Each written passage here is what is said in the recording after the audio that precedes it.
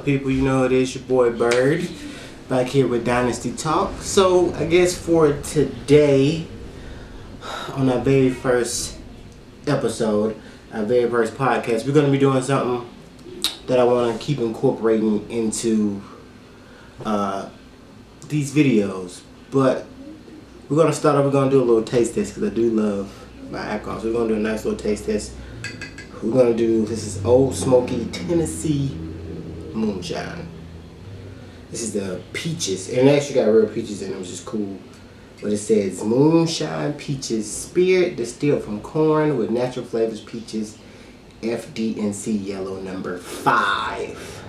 It's what? Produced and bottled by Old Smoky Distillery LLC, Gatlin, Tennessee. Who writing? And it is what? 65 proof. So we're gonna do a little taste test of that today. I did already open it. I want to smell them. I'm just very concerned about it. Then we got, this one is Old Smoky Tennessee Moonshine. Peanut butter no, not peanut butter. Ooh, get my words together. Butter pecan. I say pecan. I feel like that's the right way to say it, not pecan. But hey, that could just be my point of view of what it is. But I like butter pecan. And what is this is 35 proof. So it's not as strong as this one. Which is interesting. I thought it would probably be the same, but they're different. But we're gonna try that out as we get into it. So I feel like it's probably the best way to even start out this show and start talking. Just go ahead and get you a little bit of liquid in you. Shoot. I didn't get no cups. Let me get a cup. And we're gonna go ahead and pull up a little bit. Pull up.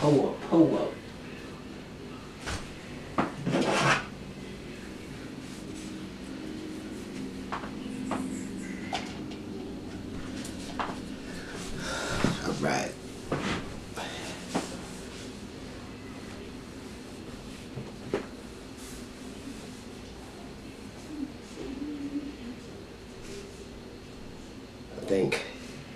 I think I'm gonna go for the butter pecan first. Let's see how that comes out. Hello. It's almost like if you think of a coffee, like a coffee and cream, but I feel like I poured a little too much in my body. I wonder if this even contain dairy. But while we're doing this, we're going to talk about something that's been on my mind today. The holding on to your exes. Because I feel like, you know, a lot of times we hold on communication with our exes. I don't understand for what purpose. What we hold on conversation with our exes. But we do, you know. Maybe for the occasional little what you doing big head one of them nights. Yeah, this does contain dairy. Oh shit. Uh-oh. Okay. Let's see. Like the consistency, I don't know if you can see it, but that consistency is like straight up. Like some milk. I'm not a big fan of creamy stuff in my alcohol beverages. But hey, we're gonna see how this works out with us as far as some alcohol. Let's see. Oh, it's only 35 proof. It's not that bad. It's actually quite pleasant. Like, so if you like a milk, a cream, like Colors or something like that, this would be like really good. You know, everybody's working from home these days. Put this in your little morning coffee. People like, oh, what you got in your cup? Oh, no, girl, this ain't nothing but a little coffee. But hey, that's how we doing it. I don't want to finish it because it's got milk in it. But I think we want to finish it. Let's see what we're going to do. See if we can take it all down by doing this. See, one big gulp. Wish me luck.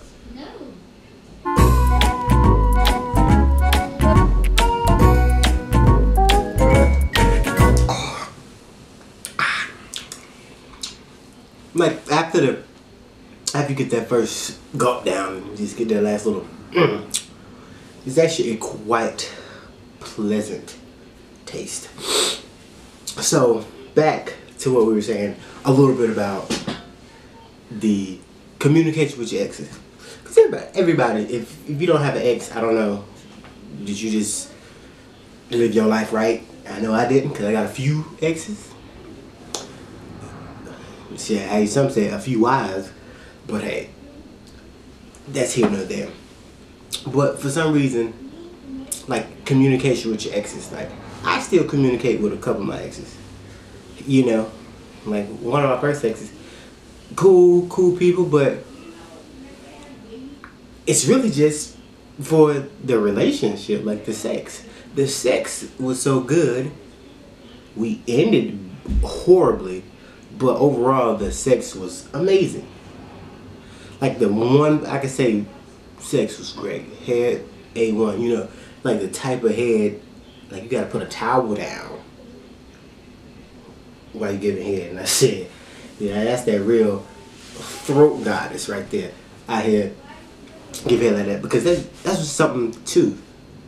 I don't understand. A lot of people don't know how to give head. And I can't just be biased and say, oh, girls, because there's a lot of dudes that don't know how to give head.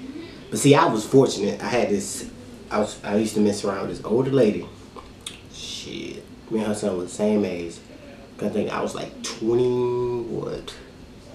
Probably like 22, 23 when I was messing around with her. And she was probably around 40. But it was an experience. Taught me a little how to maneuver. Oh, that butter pecan ain't mixing well. But she taught me a little bit of something. And then I had another ex. We got along. I ruined that relationship. I ain't gonna lie. I had started a new career, and then in the midst of that new career, I kind of had a new little walk about myself.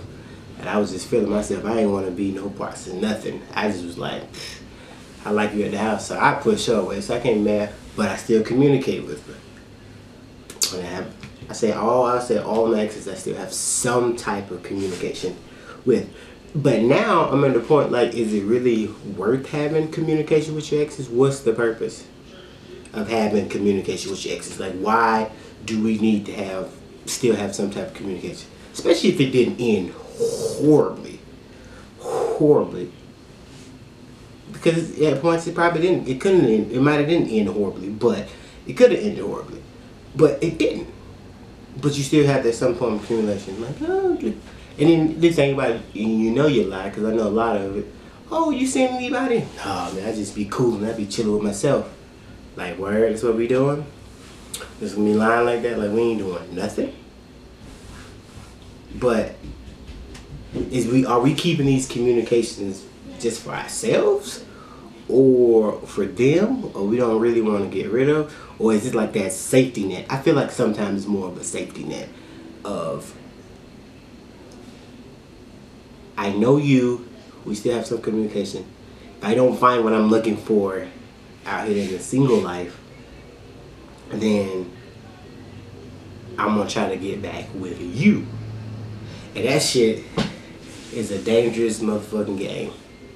That's a dangerous game to live at all. This is a horrible game to live playing that back and forth, because what good? But hey, you probably could come back and get back with them, but 9 times out of 10, if you ended it, or they ended it, it wasn't good to bring it back up anyways. You know what I mean?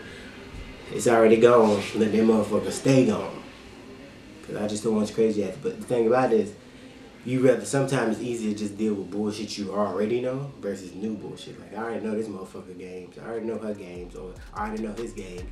So I be on some motherfucker. I'm just going to stick around that motherfucker